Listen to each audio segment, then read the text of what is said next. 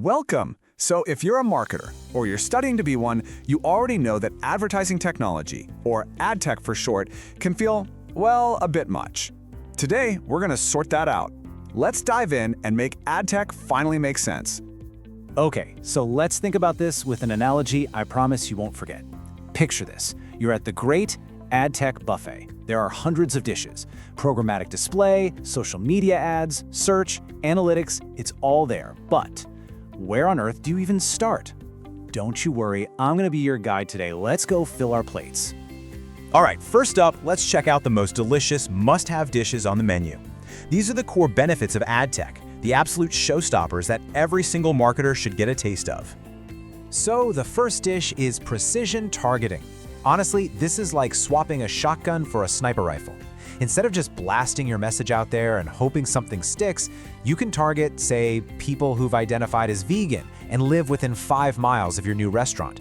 You're hitting exactly who you want to hit and wasting way less of your precious budget. Next, we have automation. You can think of this as having a really good British thermostat for your campaign. It's just constantly self-optimizing in the background, tweaking bids, pausing ads that aren't working, all at 3 a.m. while you're fast asleep. It just works, so you don't have to sweat it. And for dessert, performance tracking. This is what turned marketing from pure guesswork into an actual science.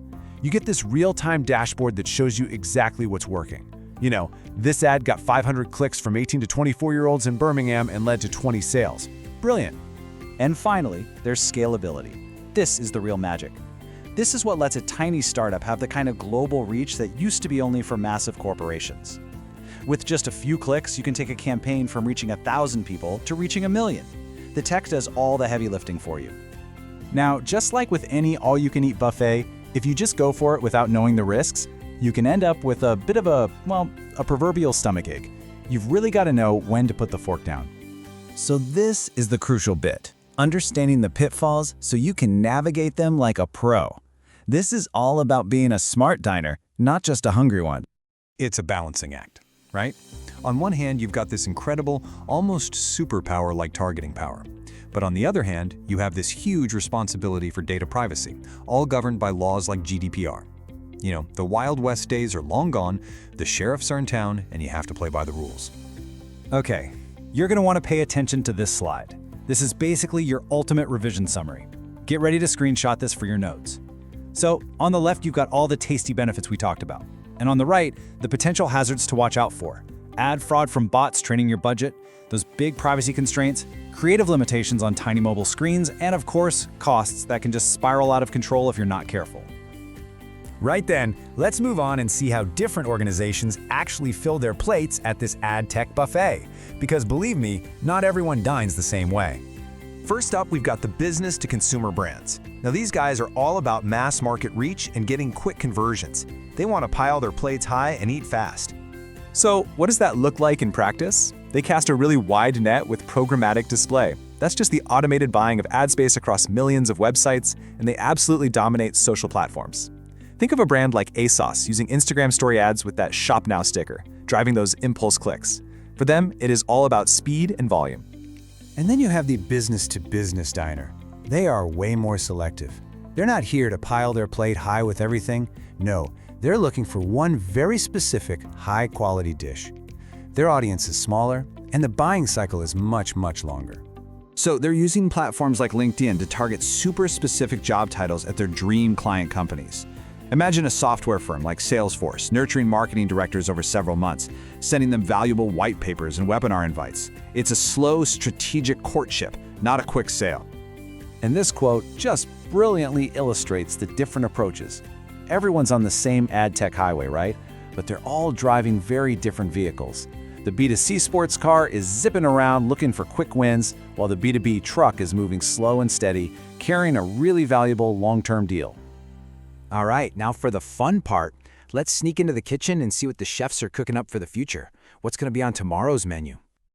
The biggest change coming is one that had some marketers crying into their tea. No more biscuits. That's right, the end of third-party cookies is here. And this is a monumental shift in how we track users across the web. It's a big one. But hey, don't panic. Marketers are simply shifting to some healthier alternatives. They're baking their own delicious first-party cookies, that is, using their own customer data. And they're relying on smarter, privacy-first tools like Google's Privacy Sandbox, which groups users into anonymous cohorts instead of tracking individuals. It's just a more transparent and trustworthy approach, really. So, navigating this changing menu is absolutely crucial. Let's tie everything we've talked about back to how you, as a future marketing leader, can master these skills and earn your qualification. Everything we've covered today maps directly to the knowledge, skills, and behaviors, the KSBs, that you need to master for your Level 4 qualification. So this isn't just theory, this is the real-world practical application of your learning. And here it is, the proof is in the pudding.